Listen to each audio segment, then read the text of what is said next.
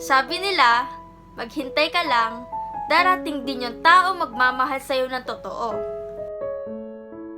At eto na nga yun. Nagsimula ang lahat sa thanks for the accept idol. At dumating sa... Will you be my girlfriend? Ang saya ko kasi nakilala kita. Tama nga talaga na doon ka sa taong marunong mag-adjust para sa'yo. Marunong magbigay ng time at ma-effort na tao. Yung susuportahan ka sa mga bagay na gusto mo at walang ibang hinangad, makita ka lang na masaya sa bawat araw ng buhay mo. Tipong masasabi mong boyfriend mo na, magsisilbi mo pang best friend, kuya, tropa at kahit ano pa, kasi nasa kanya na lahat. Doon ka sa taong mauunawaan ka hanggang kaya niya. Yung taong consistent, may pangarap sa buhay, at mamahalin ka ng tunay. Papaluhain ka man, pero sa masayang paraan. Kaya ang swerte ko kasi nakilala kita.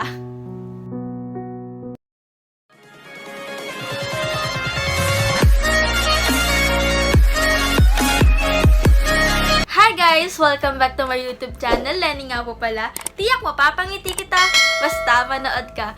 So ayan, sobrang saya ng puso ko ngayon. Sana ganun din kayo para sa akin. Makakasama ko today yung aking boyfriend. Yes! Ano ba? So ayun guys, tawagin natin yung boyfriend ko. Let's go! Pasok! Pasok na! Kinikilig! So bali ngayon, kukwentuhan lang natin sila kung paano tayo nagkakilala, kung saan tayo nagkita, ganon. Basta kung paano naging tayo. Ang daming kasi nagtatanong So, kwentuhan natin sila. Bahala na kayong kiligin kung ano mang kung ano mang ma-feel nyo sa vlog namin habang nakikinig kayo sa kwento namin. So, ayun na nga po. Kami na nga po ni Miggy. And paano niya ginawa yun? Paano niya ako sinurpresa? Lalagay ko sa description box yung vlog na ginawa niya. Ano ba yan? Yung ginawang surprise niya sa akin ng birthday ko. And dun niya ako tinanong. Ano yung tinanong mo? Will you be my girlfriend? Atas mo! Will you be my girlfriend? Ayun, sabi ko, yes. Ayan, di kami na. Ayan.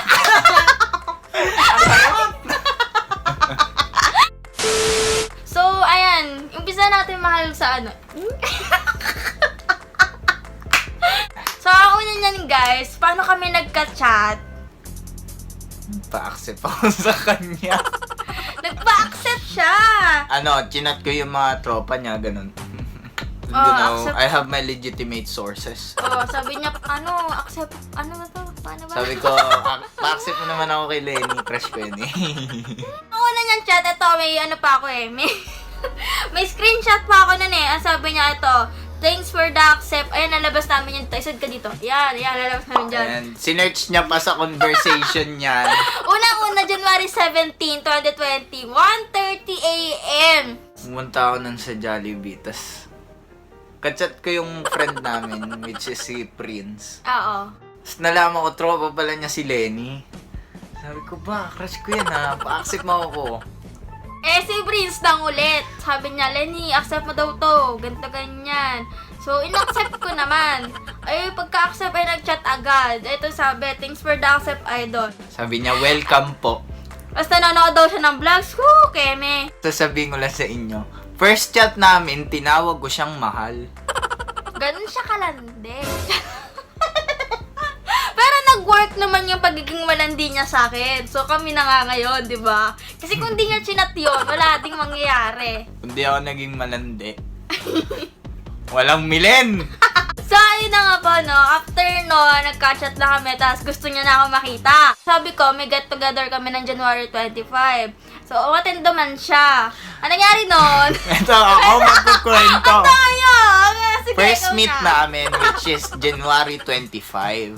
Tapos pumunta ako sa MOA at exactly 10 a.m. Guys, Ano? sumulpot siya 6 p.m. Tapos na yung halos yung GT. Saka pa lang siya dumating. Na-traffic kasi kami, no? Tapos yun nga, yung mga panang hindi pa siya nagtitiktok din nun. Parang fan lang din na gustong makita yung idol nila. So, kaya siya nagpunta nung araw na yon. Ayun, na-meet niya yung mga kaibigan ko din nung araw na yon. Tapos, Na-intriga sila sa akin. Sabi ayun. nila, sino tong lalaki na to? Then nakala nila sa akin, kanu ako. Kulot yung buho ko nun, guys. Kung hindi Oo, nyo pa ito makita natin yung tsura natin nun. Ayan, no. Ayan, First meet kulit. namin yan. First meet. Kulot pa siya niyan. Mukha pang ano, ewan. And after nun, after ng pagkikita namin, ayun na nga si Kuya. Wow! In love na in love! In lababo. Na in love ang bebe. Love at first sight. Every time na magko-content ako, nandun siya, sulpot! From Manila, bumabiyahe siya, pinupuntahan niya ako kung saan ako pupunta. Kasama ko siya lagi, ganun. Ginagawa ko nung papasok ako sa school ng umaga. Pasok ako nung 8 Yun. a.m. to 12 p.m.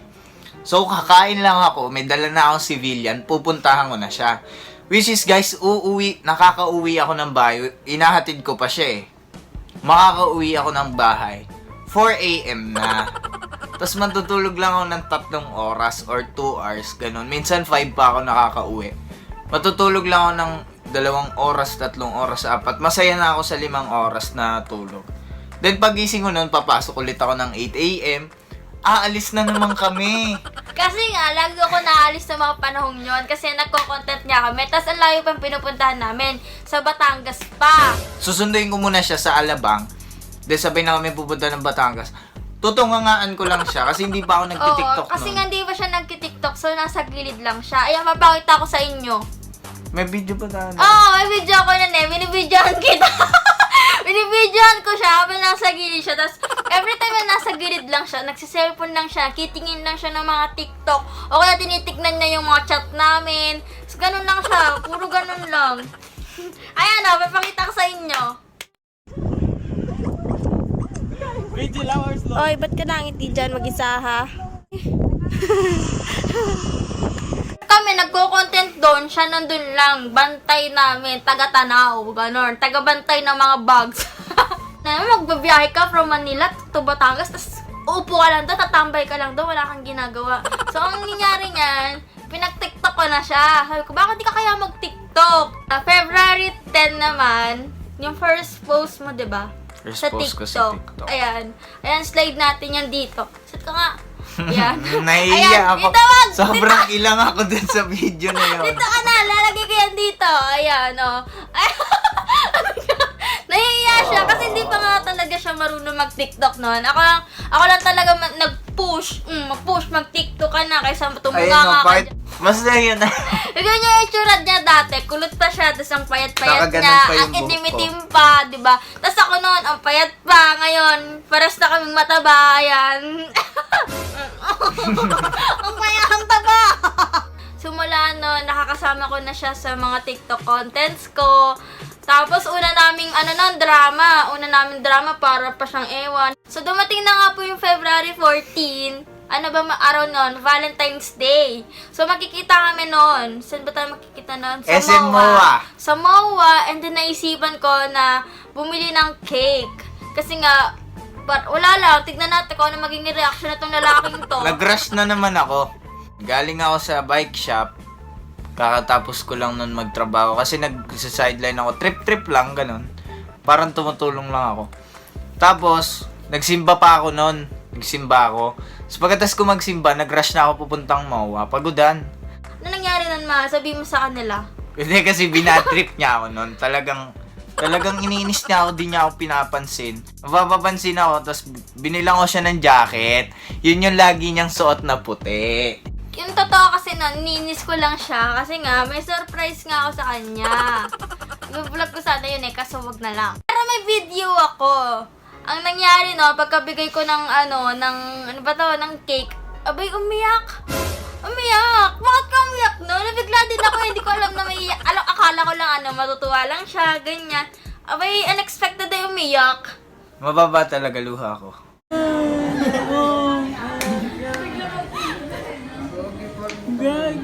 Ako nang iyak nun. Sabi ko, bakit Unexpected.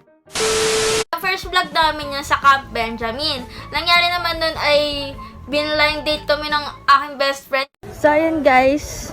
Feeling ko ayun na siya. Naka-gray na jacket and naka-gray na pants. Kinakabahan ako. Sino ba kasi to?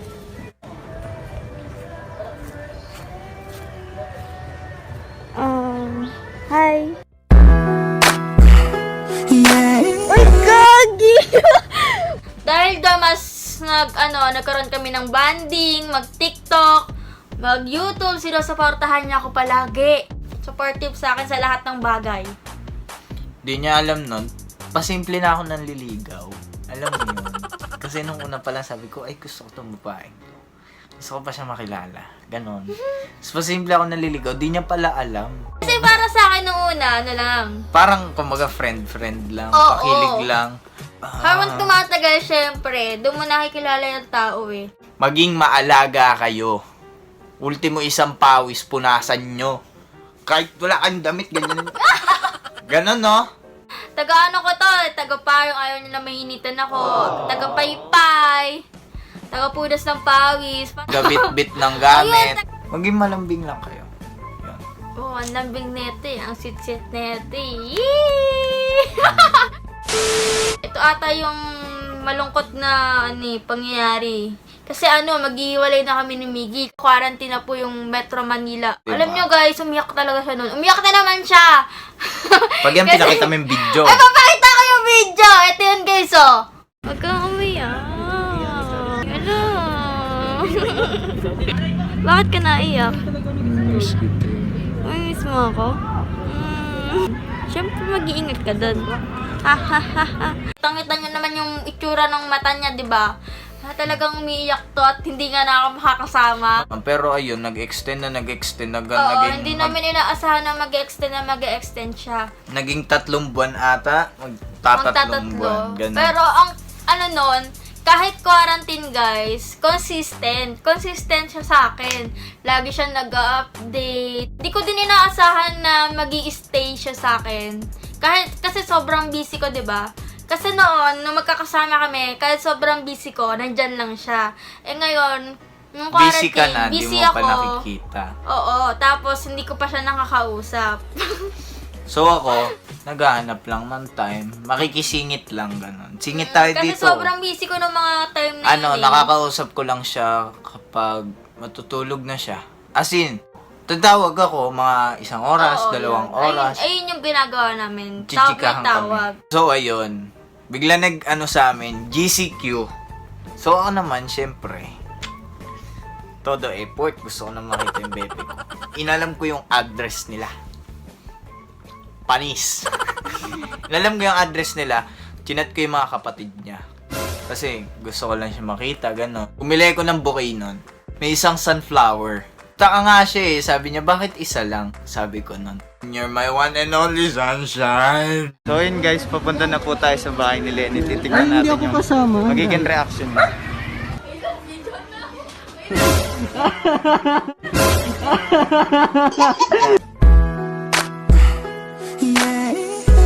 At ang muling pagkikita, yung may vlog kami niyan. Lalagay Panoorin namin nyo. ulit sa description. Ayan, baka gusto nyong balikan kung paano niya ako, kung paano ewan. Basta yun, panoorin nyo na lang. And then after nun, ayun, nakita na nga kami, gumawa kami ng video, tapos napag-desisyonan na, uwi ka ba ba? Sabi niya, uuwi ka pa ba? Ako naman, marupok. Ba, rumenta ba naman dito ng bahay? Uwi ka ba ba? Kasi diba, baka mamaya mag-quarantine na naman, mag-lockdown na naman, di na naman kayo magkita. Pero siyempre, yung gastos guys, huwag niyong isipin yan. Kasi marami akong nababasa sa FB. Trend yan, maisingit lang. Sabi, di bali nang walang jowa, at least hindi masakit yung bulsa. Alam nyo guys, kung totoo nyo talagang mahal yung babae or yung lalaki, hindi kayo manghihinayang gumastos eh. Alam nyo yun, yung parang kahit magkano yung ilabas nyong pera, kapag nakita nyo yung mga ngiti nila, talagang mapapasabi kayo na talagang worth it. Masaya ako kasi pinili mong tumira dito malapit sa amin. Iniwan ko Pinili yung mo na makasama ako. So, ayun nga guys, dumating yung birthday ko.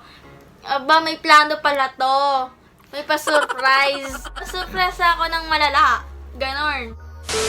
Ayun na nga po guys, dito na nagtatapos ang ating kwentuhan. Kwentuhan ni Dylan, sana nalinawan na kayo na. May official Twitter account na nga po pala kami. At Milen, Follow nyo. maraming salamat sa lahat na sumusuporta sa amin, sa Milen. At sana matapos na yung mga issues nyo sa buhay. Mga Chew issues sa sa amin. bahay. Sana matapos na, no? Dahil sa kwentuhan na to. So, ayan guys, magkita-kita tayo sa susunod kong video. Good vibes!